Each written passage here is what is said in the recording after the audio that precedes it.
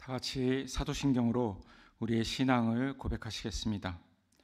전능하사 천지를 만드신 하나님 아버지를 내가 믿사오며 그 외아들 우리 주 예수 그리스도를 믿사오니 이는 성령으로 잉태하사 동정녀 마리아에게 나시고 본디오 빌라도에게 고난을 받으사 십자가에 못 박혀 죽으시고 장사한 지 사흘 만에 죽은 자 가운데서 다시 살아나시며 하늘에 오르사 전능하신 하나님 우편에 앉아 계시다가 저리로서 산 자와 죽은 자를 심판하러 오시리라. 성령을 믿사오며 거룩한 공회와 성도가 서로 교통하는 것과 죄를 사하여 주시는 것과 몸이 다시 사는 것과 영원히 사는 것을 믿사옵나이다. 아멘. 찬송가 248장 언약의 주 하나님, 248장입니다. 언약의 주 하나님.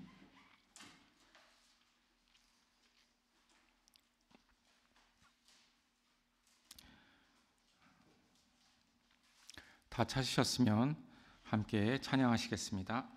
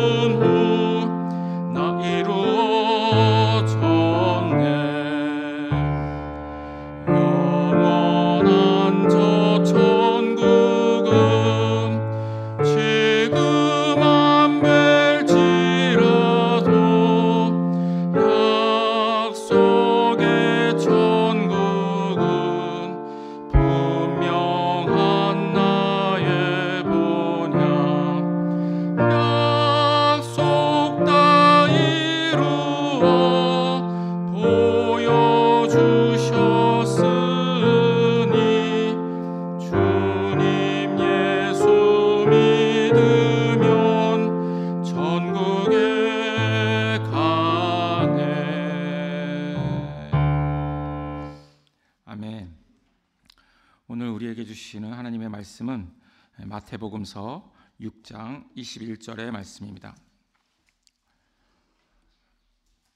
마태복음서 6장 21절 말씀입니다. 다 찾으셨으면 함께 봉독하시겠습니다. 너희 보물이 있는 곳에 너희 마음도 있을 것이다. 아멘. 이 마태복음의 5장, 6장, 7장은 이제 유명한 산상수훈의 말씀이죠. 이 산상수훈의 전반적인 메시지는 하나님께서 주신 율법을 사람들이 왜곡을 하고 자신들 마음대로 율법을 지키는 신용을 하는 것에 대해서 비판을 하고 또 그 율법의 의미를 다시 하나님께서 우리에게 주신 그 원래의 수준으로 다시 되돌리고자 하신 그러한 말씀입니다. 그렇기 때문에 마태복음 5장 20절에서 예수님께서 이렇게 말씀하십니다. 너희의 의가 율법학자들과 바리새파 사람들의 의보다 낫지 않으면 너희는 하늘나라에 들어가지 못할 것이다. 이렇게 말씀하셨습니다. 하나님께서 사람에게 율법을 주신 이유는 명백합니다. 마태복음 5장 16절을 보면 이렇게 말씀하십니다. 이와 같이 너희의 빛을 사람에게 비추어서 그들이 너희의 착한 행실을 보고 하늘에 계신 너희 아버지께 영광을 돌리게 하라. 바로 이것입니다. 율법을 지키는 것이 바로 우리가 착한 행실을 하는 것입니다. 하나님의 백성의 착한 행실은 온 땅으로 하여금 하늘에 계신 아버지께 영광을 돌리게 그렇게 합니다. 그 행실에, 우리의 행실에, 율법을 지키는 행실에 빛과 같은 능력을 주셨기 때문입니다. 그리고 주님께서는 이렇게 말씀하십니다. 그러므로 하늘에 계신 너희 아버지께서 완전하신 것 같이 너희도 완전하여라. 어떻게 생각하면 굉장히 무서운 말씀이죠. 우리가 완전할 수 없는데 그런데도 이렇게 말씀하십니다. 우리가 성경을 읽으면서 우리의 마음속을 이렇게 치는 말씀들이 좀 있습니다. 그리고 약간 헷갈리는 말씀들이 있습니다. 그 중에 하나가 이것입니다. 예수님께서 이렇게 말씀하시죠. 부자가 천국에 들어가는 것보다 낙타가 바늘길을 통과하는 것이 더 어렵다. 제자들이 그럼 과연 천국엔 누가 갈 수 있습니까? 그랬더니 사람으로서는 할 수 없지만 하나님께서는 하실 수 있다. 바로 이 완전하라는 말씀도 이것과 저는 이제 관련이 있다고 생각합니다. 우리 스스로는 완전할 수가 없죠. 그런데 하나님께서 우리를 완전케 하실 줄로 그렇게 믿습니다. 하나님 아버지께서 완전하라는 말씀은 이렇게 우리가 해석할 수 있습니다.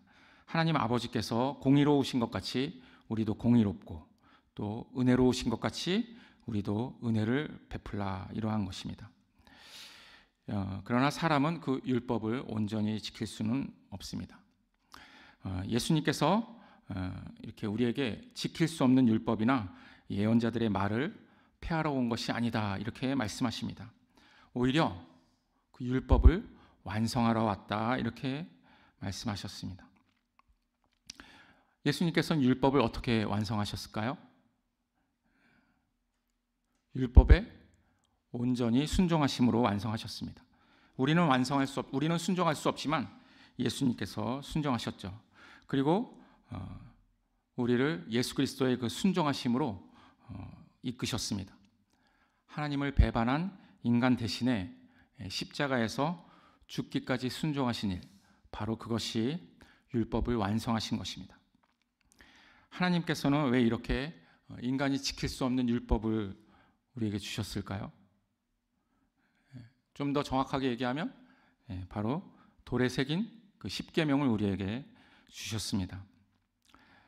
이 십계명을 우리에게 주신 것은 우리가 스스로 구원할 수 없다는 것을 깨달아 알게 하시려고 하신 것입니다. 그래서 우리에게 하나님을 찾고 또 하나님의 은혜를 구하고 또 하나님께로 나아가는 그러한 문을 두드리라고 그렇게 우리에게 말씀하시는 것입니다. 인간은 하나님과의 삶을 잃어버렸습니다. 그리고 하나님은 우리들, 곧 하나님의 양들을 잃어버리셨습니다. 인간이 하나님께로 가는 길에는 빙빙 도는 불칼이 있고 또 천사들이 막고 있습니다. 그래서 인간은 하나님께로 나아갈 방법이 없습니다. 그래서 하나님께서 우리에게 오신 것, 그것이 바로 예수님이십니다. 그리고 오셔서 우리 곧 양의 문이 되셨습니다. 이 산상수훈의 각 장의 주제는 좀 이렇게 볼 수 있습니다. 5장은 하늘에 계신 너희 아버지께서 완전하신 것 같이 너희도 완전하여라. 그리고 6장은 너희는 먼저 하나님의 나라와 하나님의 의를 구하여라. 이게 이어지는 내용입니다. 그리고 7장은 구하여라, 찾아라, 문을 두드려라. 그러면 하늘 아버지께서 구하는 사람에게 좋은 것을 주지 아니하시겠느냐. 이러한 말씀입니다. 다른 복음서에서는 성령을 주지 아니하시겠느냐, 이렇게 직접적으로 말씀을 하십니다. 오늘 본문 6장 21절은 산상수훈을 관통하는 구절이다라고 저는 생각을 했습니다. 우리의 완전함이라는 것은 우리가 생각하는 완전함이 아닙니다. 하나님 앞에서의 완전함입니다. 우리가 복음을 듣고 또 복음이 우리의 양심을 일깨울 때, 그때 우리가 세상을 살면서 중요하게 생각하는 관점이 달라지게 됩니다. 즉 하나님께서 중요하게 여기시는 것이 우리에게도 중요한 것이 됩니다. 무엇이 중요한지 우리가 알게 되는 것입니다. 예수님은 우리에게 너희는 하나님과 재물을 겸하여서 아울러서 섬길 수 없다라고 분명히 말씀하십니다. 우리가 세상 사는 관점이 재물로부터 하나님에게로 이렇게 옮겨져야 된다는 그러한 말씀입니다. 그런데 이 관점은 우리 스스로 옮길 수가 없습니다. 오직 성령께서 우리 안에서 선한 일을 시작하셨기 때문에 옮겨질 수 있는 것입니다. 우리는 애초에 창조되기를 재물을 얻을 수 있는 재능을 부여받게 그렇게 창조되었습니다. 그리고 이 재물은 우리가 중요하게 생각하고 우리가 좋아하고 우리의 마음을 끌어당기는 그 그것을 얘기합니다. 예수님께서 마태복음 13장에서 천국에 대한 비유를 세 가지를 하셨습니다. 이것은 사실 우리에 대한 이야기인데 밭에 숨겨놓은 보물과 같다라고 말씀하시고 좋은 진주와 같다라고 말씀하시는 것입니다. 제가 한번 이 구절을 읽어드리겠습니다. 하늘나라는 밭에 숨겨놓은 보물과 같다. 어떤 사람이 그것을 발견하면 제자리에 숨겨두고 기뻐하며 집에 돌아가서는 가진 것을 다 팔아서 그 밭을 산다. 또 하늘나라는 좋은 진주를 구하는 상인과 같다.